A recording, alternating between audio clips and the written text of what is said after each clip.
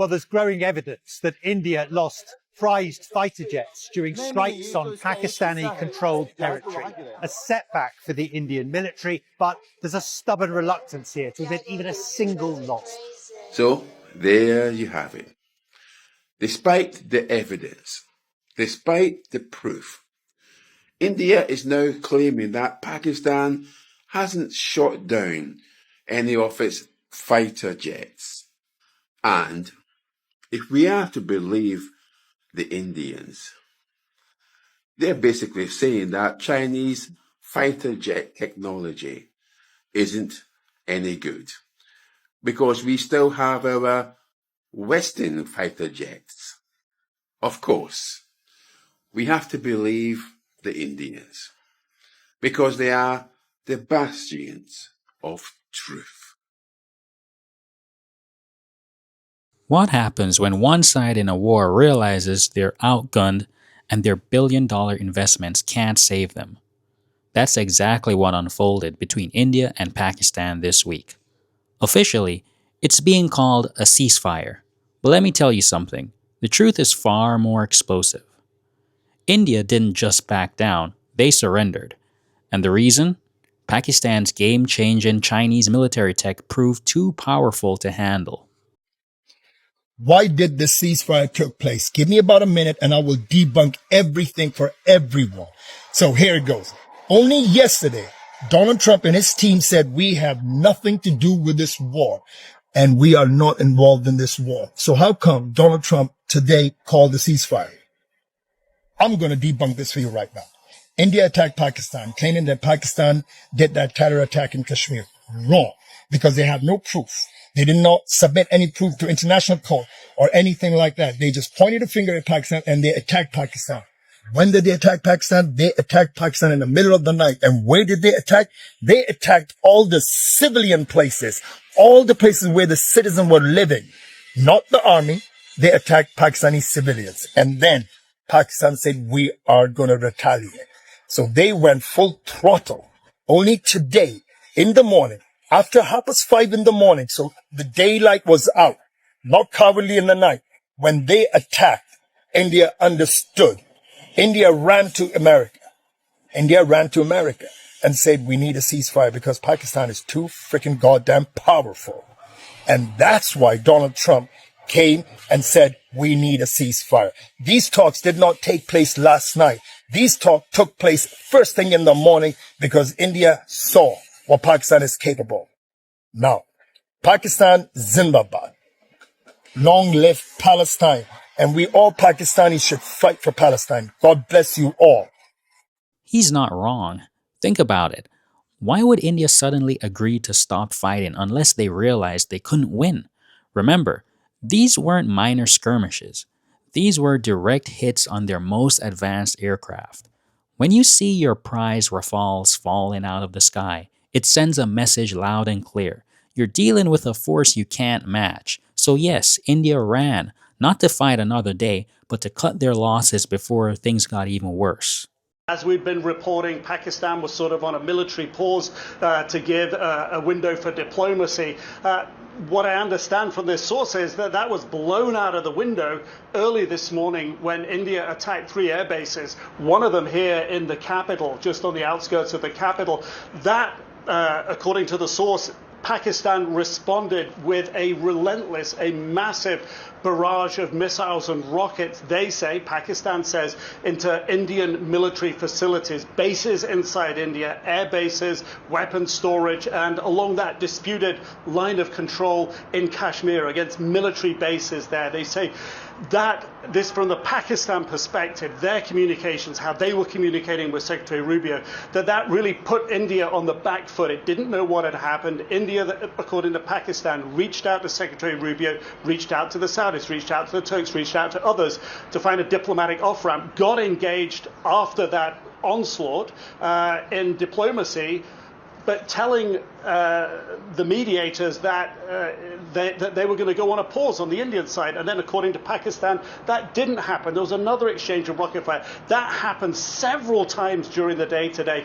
And it was only in the last couple of hours before this ceasefire came into effect, just about an hour or so ago, that there was enough of a pause to call it and say that this was real, that enough diplomacy and leverage had been put on both sides to get them to stop here. Now, this is against our principles. We have been successful in our principles, and we have done the same with the enemy. What with a very respected nation does. And this is also a success for the army, and the whole Pakistani nation has become successful. And we have won. This is victory. This is great. And this is, we are very, very thankful. But there's another layer to this story, one that goes beyond India and Pakistan. This isn't just about two nations clashing. It's about China flexing its muscles on the global stage. Let's listen to this next clip. This war makes a good opportunity for the Chinese military markets. You're absolutely right, it does. That's unfortunately how these things work. Basically, this is going to be a showcase for the J-10C will sell like hotcakes after taking out the Rafales. 3 of them in one day. One battle. That's a game changer. That Chinese tech, the Pakistanis have been using the Chinese military technology for a while now, and they've been saying it's as good as, it's better than the European and slightly better than the Americans now. And that's what we're seeing. People need to see proof, and now they're seeing it. So what will now happen is, because of the result of this war, if they're seeing that Pakistan is getting the upper hand because of Chinese military equipment, obviously a lot more people are going to buy into Chinese military equipment. The J-10C will have a lot of buyers. I can see that happening. Some of the other, the JF-17 even. Basically, those fighter planes will come fully stacked with those missiles. You can see Egypt thinking about it. You can see even countries like Iraq. They'd all be thinking the same thing. If we've got a combination of JF-17s, J-10Cs, and maybe some, I think it's a J-15, or, you know, with as many high-end Chinese missiles, then they could take on certain countries, couldn't they? That's really what it is. This is a game changer now. We are going to see the Chinese overtaking the West when it comes to military technology. And it's going to be demonstrated in this war. And as a result, the markets will open up. You'll have more buyers. And it'll all be thanks to the Pakistanis. So we expect a discount. That's how it works, apparently. But yeah, Chinese tech is already proving it. So it has to be battle tested. It doesn't matter how good it is. Until it's battle tested, you see it used in a real live fire scenario, a real war. It's not really proven. And here it's proven itself. So, well done to the Chinese military industrial complex. The price of shares rose for the people who make the J-10C. But yeah, well done, my Chinese friend. Ranja Sabao. This right here is the real game changer. For years, skeptics dismissed Chinese military tech as unproven, but now the PL-15 missile has put those doubts to rest. It's fast, precise, and deadly, exactly what modern warfare demands. And guess what? Countries around the world are taking notice. Egypt, Iraq, even NATO allies are starting to rethink their options. If Pakistan can take down India's elite jets with Chinese gear, imagine what others could do with the same firepower. And here's the thing. Defense analysts say this war could mark a turning point in global arms race.